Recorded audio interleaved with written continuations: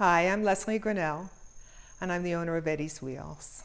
We've been making wheelchairs for 30 years now, and I've been asked by Angela Griffiths to talk to you about how to integrate dog wheelchairs into a rehab program or a maintenance program for dogs with mobility issues, neurologic issues, whatever.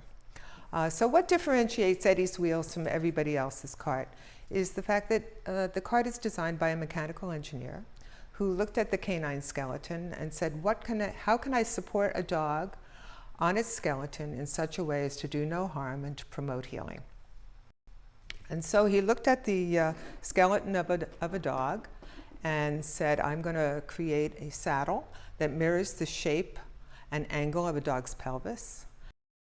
Of the cart, the yoke would sit on the dog's scapula.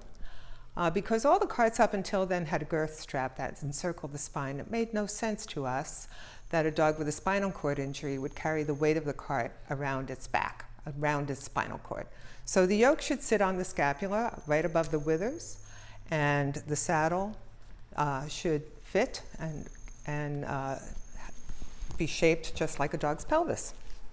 And the shape of that pelvis is very much determined by the numbers of the dog's measurements. The C&E measurements provide us with the information we need to come up with the saddle that in fact looks just like the pelvis of the dog that it's carrying. This cart was for a dachshund. We call it our CD1 cart. It's actually the most common size cart we make for dachshunds. It's the simplest cart we make. It has little rolling stirrups that you can use to elevate the dog's feet. And there's a little tongue weight. The wheels are set back because we expect dachshunds to be very active little dogs. They only have one speed, fast. So the tongue weight on the shoulders keeps the cart much more stable. This is the style of cart that we recommend for dogs with normal front leg strength who are usually younger. We don't expect them to have any arthritic changes and no issues in the cervical spine. If there are issues in the cervical spine, we can make a balanced cart. But this is where we started from, the standard rear wheel cart. The cart opens like a door. So you pull out the pull pins, set it on the ground, put the dog on its front legs, set their legs into the saddle, raise the cart up over them, put the pull pins back in, and buckle the chest strap, which is right here. And the chest strap should be loose. This is a belly strap for long back dogs to just support that TL junction or wherever that injury might be. This can be moved wherever it's necessary to promote the best movement with the back legs. We always put dogs in a normal, healthy stance, fully weight bearing. So you want to measure dogs with their feet flat on the ground.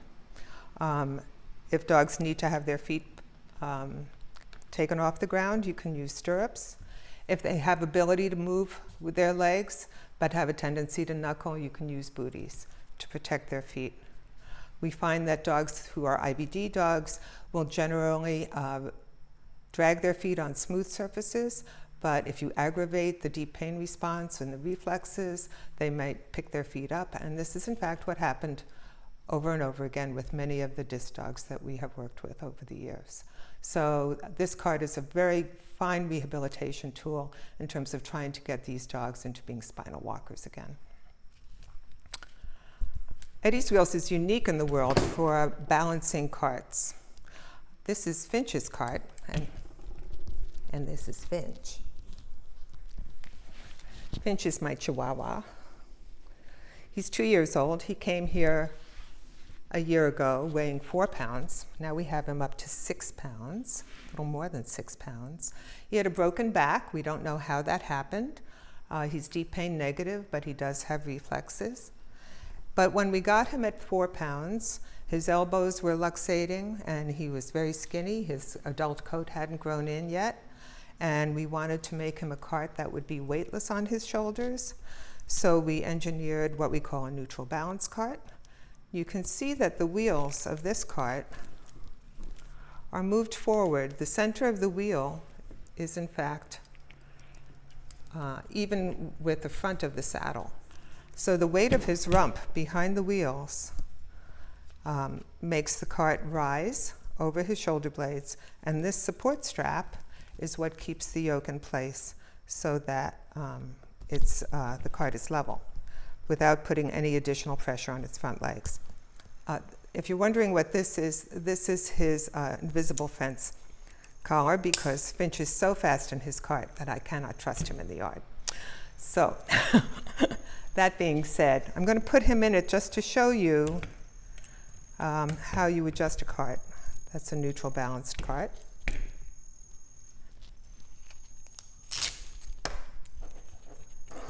You undo the support strap.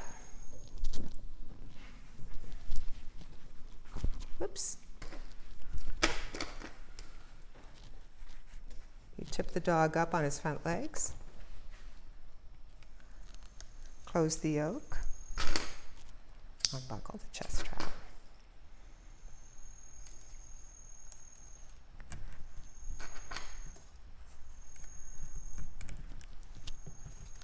So you can see,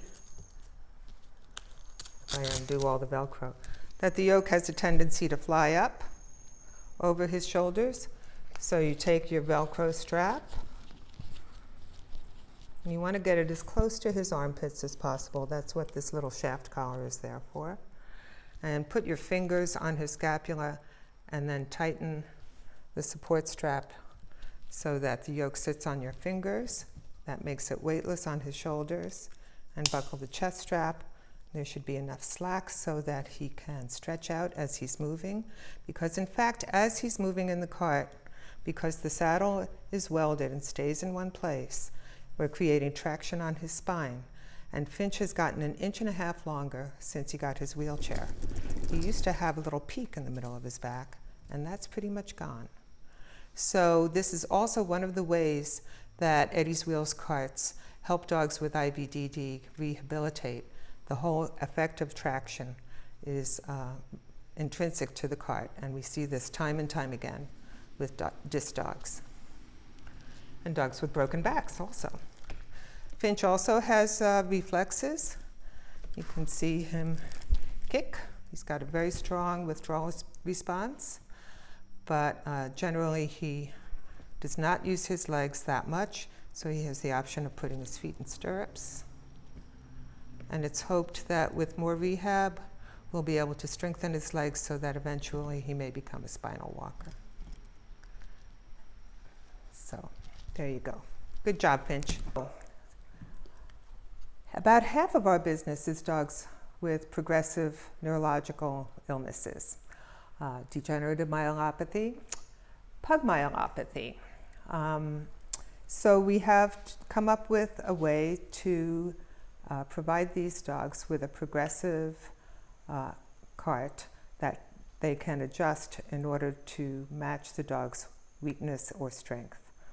This is called a variable axle. It's a big long axle with lots of holes in it. So each one of these holes is a place where you can screw the wheels in. And depending on where the wheel is screwed into, the balance of the cart changes.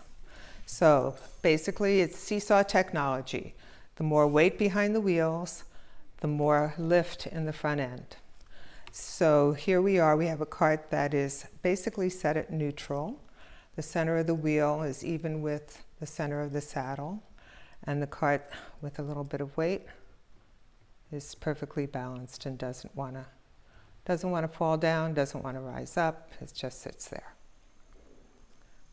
So we're seeing a lot of pugs with what they call pug myelopathy. This was a pug cart. And so what we're finding with pugs is that their ataxia starts in their late middle age, very much like dogs with degenerative myelopathy.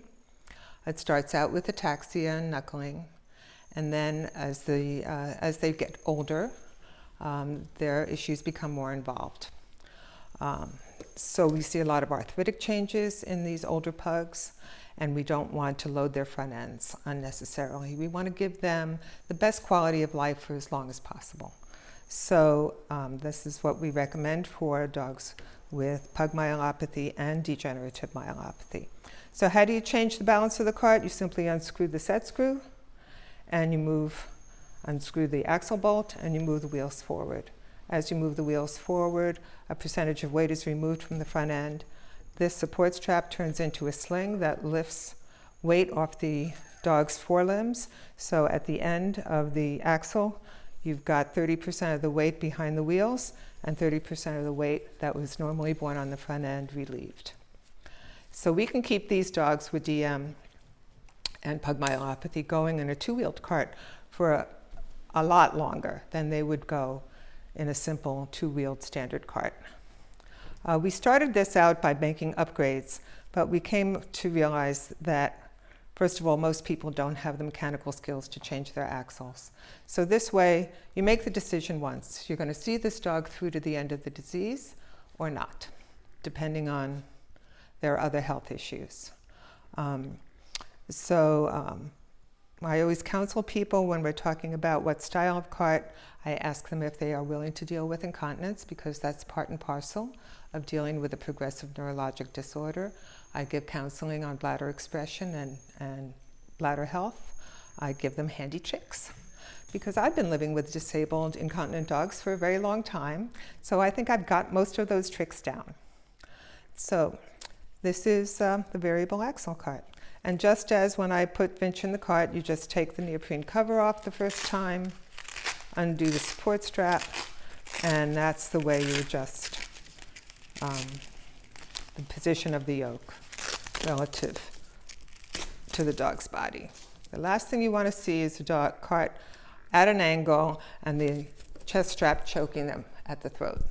It's a common mistake that people make. They forget to adjust the support strap. The support strap is a sling. Use it that way. So there you go. So then there are always going to be a few dogs and owners who are more than happy to stay no matter what their disability is. They're well loved and they lead interesting lives. But when it gets to the point where they're knuckling in the front end and starting to fall down and the counterbalance is not sufficient, we can add detachable front wheels. So if your clients are thinking that they would get 4 wheels for their cart, these detachable front wheels can be added to any cart as long as it has the appropriate hardware. And you can ask your client beforehand if they're interested in getting a front attachment when the time comes. And we can put the appropriate hardware right onto the cart when we're building it, so they don't have to change any parts. And the front end pops right on and off and attaches to the front yoke block. That is a special block with an extra hole and a little guide that you use to align the block with the bracket.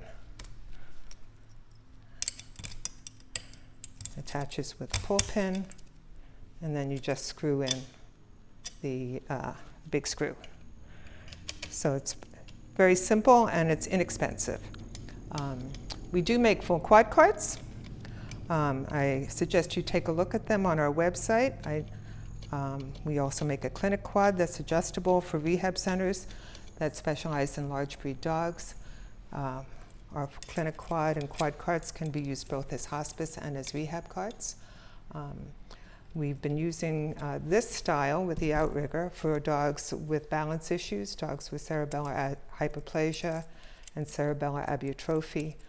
Some of our clients have opted for full quad carts for those disabilities. They both work great.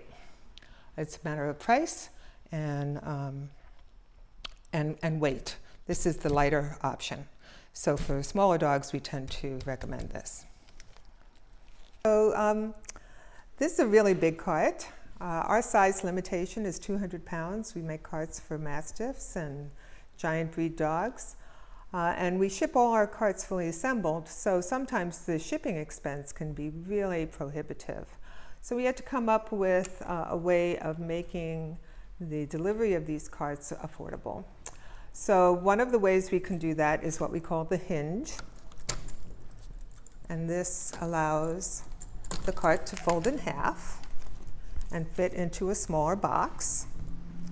It also allows the cart to fold in half in someone's home or in their car for transportation and for just fitting more nicely into someone's life and size limitations, space limitations. This cart is also bushed here and here, so we could have potentially disassemble the vertical rods and the axle so that the owner can reassemble the entire cart and it can fit into an even smaller box. I want to show the stirrups that we use on large carts. These are the hanging stirrups. They're adjustable for length. We recommend that the stirrups be used capturing the dog here with the paws touching the rear crossbar to give them some feedback. There's no reason to hike up the back end of the cart, back legs of the dog any higher than that. Sometimes we have a need for an additional belly strap, particularly in end-stage DM dogs where they're losing core, so we can add another belly strap. Sometimes we have dogs with rigid rear legs, and the legs will not fit into a normal stirrup. So for those dogs, we have this stirrup. This material is called silicone, and you can wrap it around the dog's leg and Velcro it in place and capture the leg in such a way so that it will not ride up. And you can place this stirrup anywhere you want. It can hang off the back end, or if the dog's legs don't want to bend backwards, you can suspend them from the side rails of the cart and suspend the legs underneath the dog's tummy. So we keep trying to come up with ways to make it all work for all kinds of different disabilities in dogs. We also have custom bolsters because dogs will waste at the end stages of their lives, so we make cushions that can fit into the saddle here right in the front and straighten dogs out who are leaning too hard one way or the other. We have custom bolsters for dogs who have atrophied in the rear and have no longer a tight fit in the saddle. Talk to us about what your needs are, and we might have to invent something for you, but we're happy to give it a try. So the next thing I want to do is talk to you about measuring and assessing dogs for wheelchairs.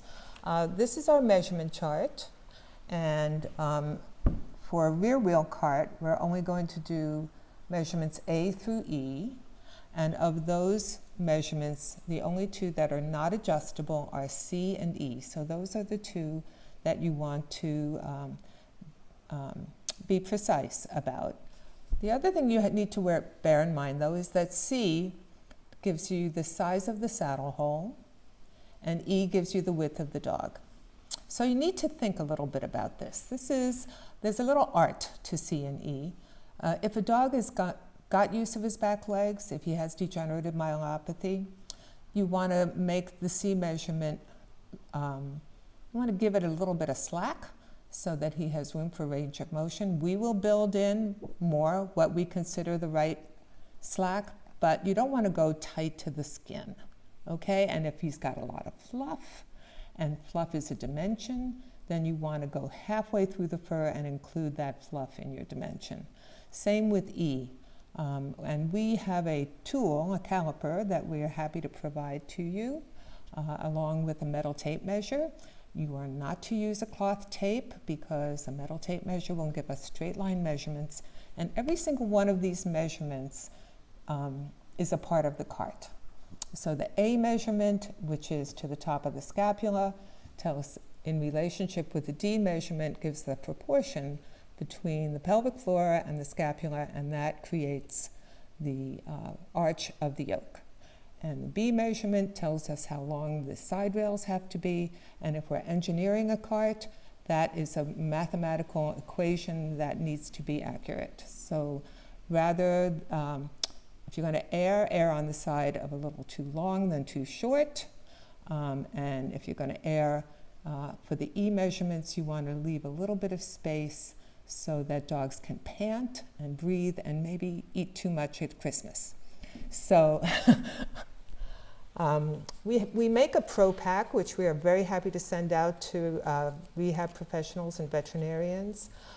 It has an assessment guide, which is all of the questions that we ask when we're looking at a dog for the first time. We want to know his age and his weight and his breed. We want to know if he had a disc problem, what discs were involved. We want to know if any cervical discs were involved that we need to protect against. We would never put a cervical dog in a standard cart, so we want to know about those issues.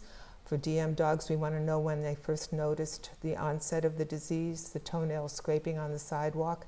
Typically, it's 6 to 9 months when they're ready to get a wheelchair. From the time they first saw symptoms, we want to know what diagnostics have been done and what treatments they might be involved in. We're getting dogs who are getting stem cell treatments. So this is interesting information for us, and we kind of think of ourselves as a clearinghouse for that kind of information so that we can share that with our clients. We also have a little cheat sheet for you, which gives you standard proportions, and this is, the proportions that we have noticed from measuring a few thousand dogs. There are mathematical equations that seem to more or less work. So if you get measurements that don't fit these guidelines, go back and double check. The dog might have had a roached back and the B measurement might be too short. The dog might have been too stretched out and the B measurement might be too long. Someone who was holding the dog may have been lifting the dog's hind end and fully extending the rear legs without paying attention to a level top line. You want to start with a level top line and go from there. So these are just little crib sheets for you to double check your measurements while your client is there, so you can go back and double check them.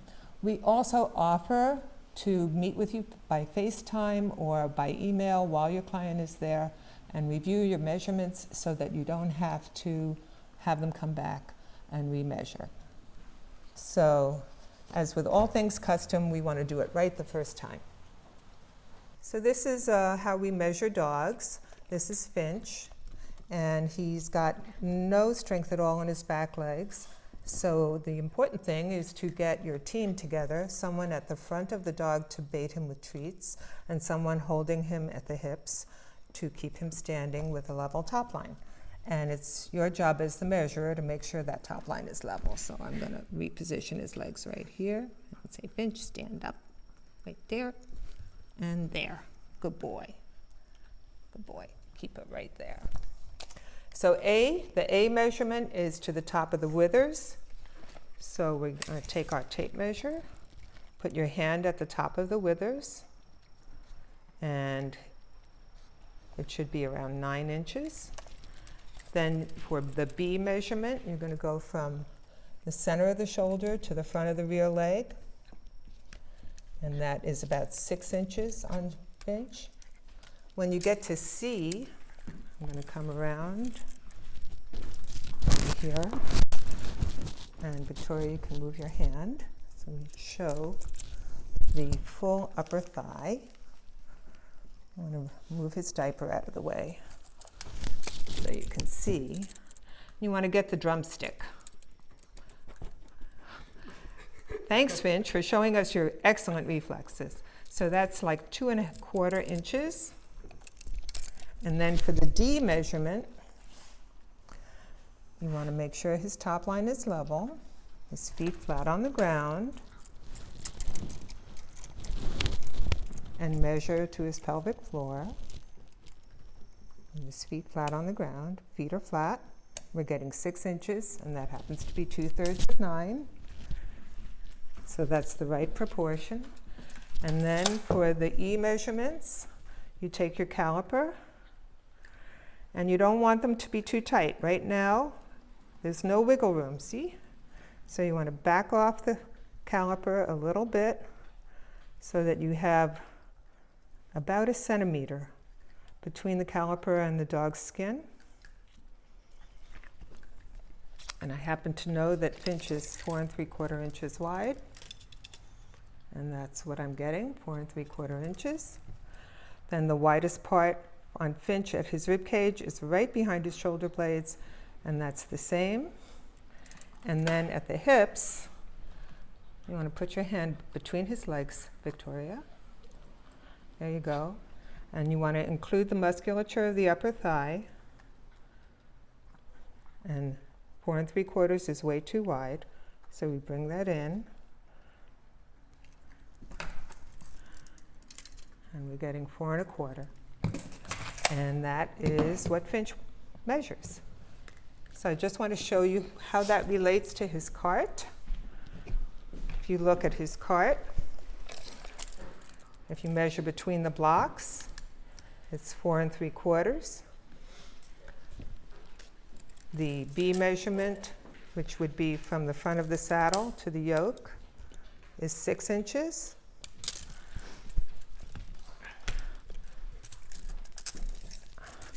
The height to the bottom of the yoke is 9 inches.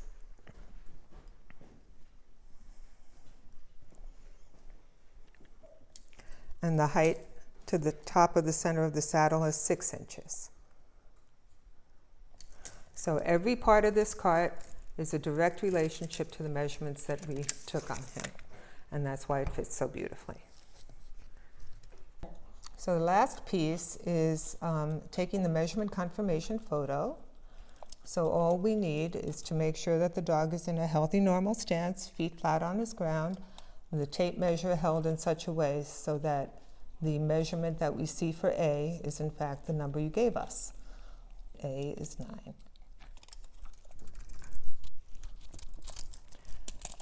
And it should be taken straight on in profile so that we're seeing it as you saw it when you took the measurements.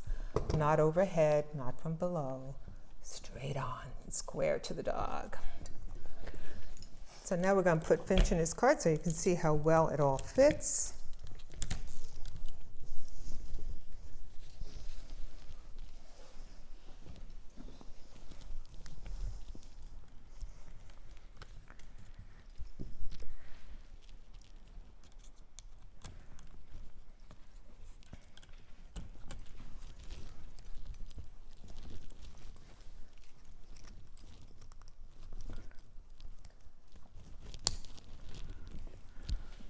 So as I said before, Finch has gotten 1.5 inches longer. This is actually his second cart. His scapula is right about here when he's stretching out, but when he's standing straight, he's right there. And if you look, his feet are flat on the ground when he's standing up straight, so that when he is on abrasive surfaces, his reflexes are triggered, and he does move his legs when he's on gravel and pavement. And he can even wag sometimes. There you go. So that covers rear wheel carts. We also make front wheel carts, but that would be another webinar. This is Webster, who's head of our front wheel cart division. There are additional measurements needed for front wheel carts and quads. I'd be happy to do another webinar about front wheelers for both dogs with congenital malformations and front leg amputations. All of our information is available on our website, eddieswheels.com. My email is leslie@eddieswheels. Feel free to email me with your questions. Also, we have a very active Facebook page with all the good news of what's going on with dogs with disabilities. Thanks.